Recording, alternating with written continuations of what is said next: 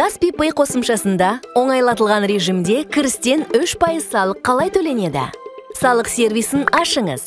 Кірістен 3%.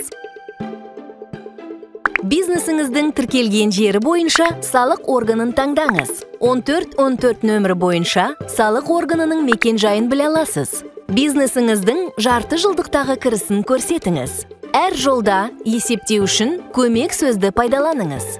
Каспийдегі кірістер жолын өз деректеріңізбен автоматты түрде толтыру үшін астындағы сомманы басыңыз. Басқа банктердегі қолма-қол ақшасыз кірісті және қолма-қол кірісті өз бетіңізше енгізуіңіз керек. Жарты жылдың ішінде жеке кәсіпкер және жұмыскерлер үшін төленген әлеуметтік аударымдардың сомасын енгізіңіз. Егер сіз мұны Каспий арқылы жасасаңыз, енгізу жолындағы көмек сөзге басыңыз. Сома автоматты түрде есептеледі.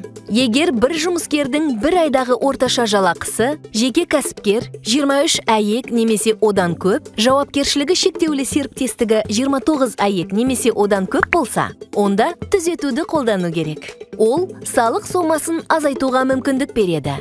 Түзету деректерді өзгерту емес, салық жеңілдігі. Түзетілетін сома автоматты түрде есептелу үшін әр айдағы жұмыскерлер санын көрсетіңіз. Қажет болса, түзетуді қолданыңыз. Төлемді растаңыз. Осылай, кірістен 3% салықты Каспий Pay мобильді қосымшасында жеңіл, оңай, әр комиссиясыз төлеуге болады. Төлем туралы ақпаратты тарих бөлімінде қарау, өткізілді мәртебесі төлемнің жіберілгенін білдіреді.